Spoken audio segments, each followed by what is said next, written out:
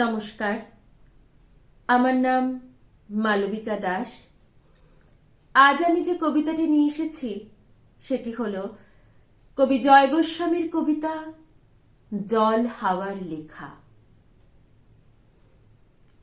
স্নেহ সবুজ দিন তোমার কাছে ঋণ, বৃষ্টি ভেজা ভোর মুখ দেখেছি তোর, মুখের পাশে আলো, ও মেয়ে তুই ভালো, আলোর পাশে আকাশ, আমার দিকে তাকা, তাকায় যদি চোখ একটি দিঘি হোক, যে দিঘি জ্যোৎস্নায় হরিণ হয়ে যায়, হরিণদের কথা জানুক নীরবতা।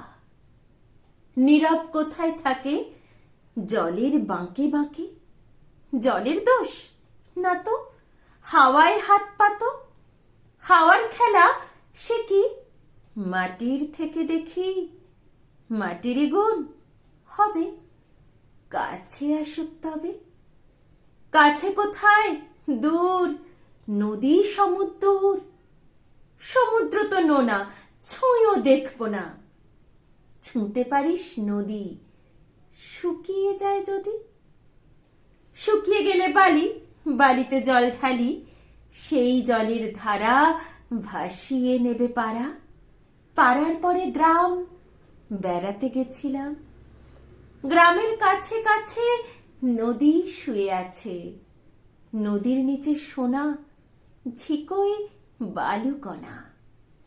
সোনা খুঁজতে এসে ডুবে মোর বিশেষে, বেশ ডুবিয়ে দিক, ভেসে উঠব ঠিক।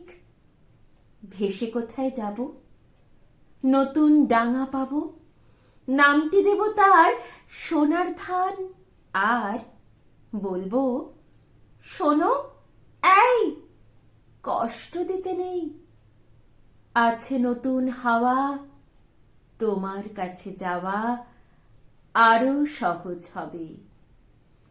কত সহজ হবে বলো, ভালোবাসবে তবে, বলো ভালোবাসবে কবে?